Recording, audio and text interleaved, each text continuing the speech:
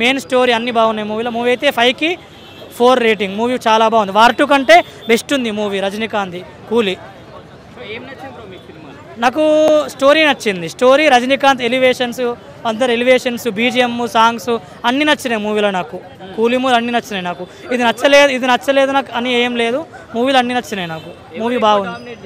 Dominate Rajinikanth. ఇంకెవరు చేస్తారు? రజనీకాంత్ ముందు ఎవరు చేస్తారు? ఆయన ముందు ఎవరిని తెచ్చినా, చిరంజీవి తెచ్చినా, ఎవరిని తెచ్చినా కూడా రజనీకాంతే కనిపిస్తాడు. బెస్ట్ రజనీకాంతే. ఆయన రజనీకాంత్ డామినేషన్. నాగార్జున ఉండుకాడికి వేసిండు కానీ బెస్ట్ అంటే రజనీకాంత్ వేసిండు. బెస్ట్ అంటే రజనీకాంత్ మూవీలో. ఆయనే హీరో కాబట్టి ఆయన డామినేట్ బాగా వేసిండు. హైలైట్ అదే Rajinikanth swag, museum, Anirudh. Main highlight మూవీకి అనిరుద్ బీజిఎం, సాంగ్స్ ఇవి. రేటింగ్ మూవీ చాలా బాగుంది. అంటే వార్ 2 మూవీ చూసిన నేను. వార్ 2 చూసిన, కూలీ చూసిన. నాకైతే బెస్ట్ అంటే కూలీ అనిపించింది నాకు. లోకేష్ కనగరాజన్ గారు మరొక రాజమౌళి అనుకోవచ్చా? రాజమౌళి అంటే అది అవేం చెప్పలేదు కానీ ఊహించుకోండి. బెస్ట్ ఆయన రాజమౌళిని లోకేష్ కంపేర్ చేయలేము కానీ ఆయన బెస్ట్. కంపేర్ చేయలేదు. ఓమరావతి వేస్ట్. లోకేష్ కనకరాజు ముందు ఆయన కంపేర్ చేయలేము. ఇద్దరిని రాజమౌళిని లోకేష్ కంపేర్ చేయదు. ఎవరు బెస్ట్ వాళ్ళు. లోకేష్ కనకరాజులు బెస్ట్, ఆయన బెస్ట్. అయినా బాగుంది మూవీ. బాగుంది. బట్ అతని మేనరిజం, అతని style, everyone killed with their performance. అంటే కొంతమంది ఫ్లాప్ అన్న వాళ్ళకి ఏం చెప్తారు మరి? అది వాళ్ళ ఇష్టం. నేను వాళ్ళు కాదు కదా. It's my opinion. సినిమాలో ప్లస్ ఏంటి, మైనస్ ఏంటి అవంతా నాకు తెలియదండి. నాకు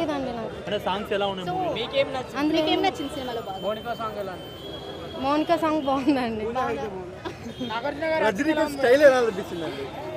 రజనీకాంత్ స్టైల్ అది అతని ఫస్ట్ నుంచే ఉంది కదా, ఇప్పుడు కొత్తగా కాదు కదా చెప్పడానికి.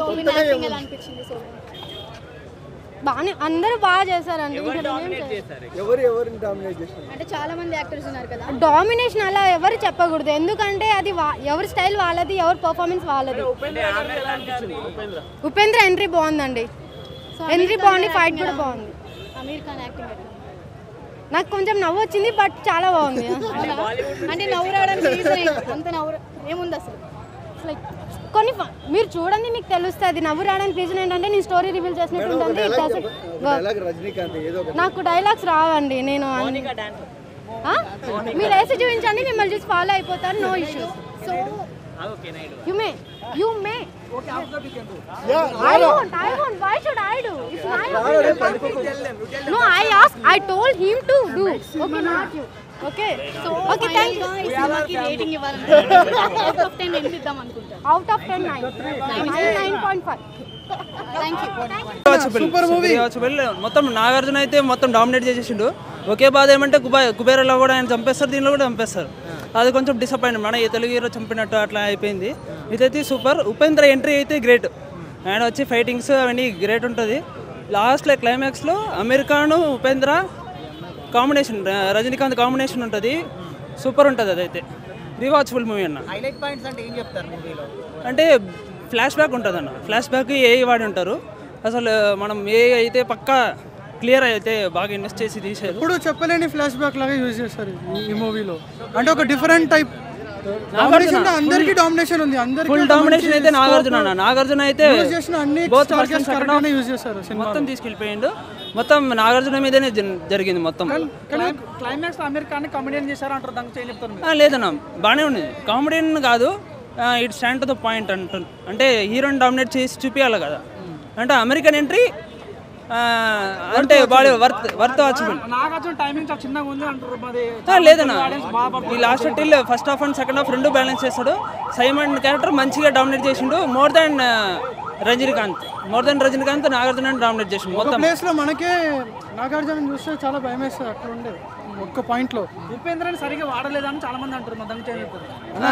ఉపేంద్ర ఎంట్రీ అయితే మస్తు ఉంటుంది. లాంగ్ టైమ్ అన్న. అంటే second half last ending 10 to 20 minutes ముందుకు వస్తాడు. ఎప్పుడెప్పుడు వస్తాడు అన్నట్టు ఉంటుంది. మొత్తం పీక్ ఎక్కిపోయింది. ప్రీ క్లైమాక్స్ నుంచి క్లైమాక్స్ దాకా మీకు ఫుల్ అండ్ ఫుల్ ఉంటుంది సినిమా. అనిరుద్ బీజం సరిగా పడలేదు అంటారు. అనిరుద్ మార్క్ కనిపిస్తుంది అంటారు. దానికి ఏం చెప్తారు?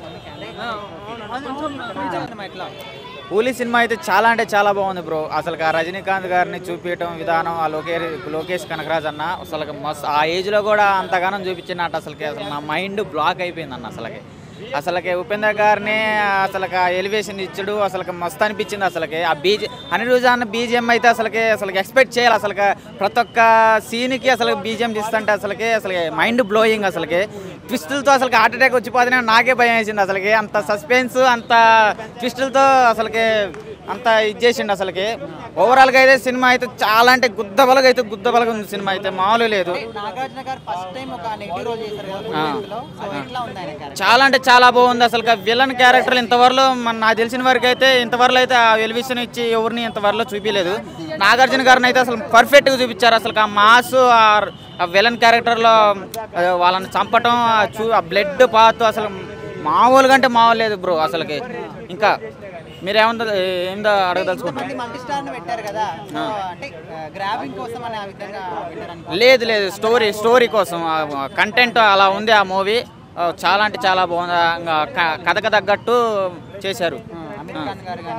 అమీర్ ఖాన్ గారు కథలో ఒక సీన్ ఉంటుంది, దానికి అంటే అది స్పాయిల్ చేయకూడదు. డామినేట్ కాదు, ఇంకా కథకు తగ్గట్టు ఆ పాత్రలు అనేది అందరూ లీనమైపోయారు. అందరూ పర్ఫెక్ట్గా చేశారు. చాలా అంటే చాలా బాగుంది అసలుకి.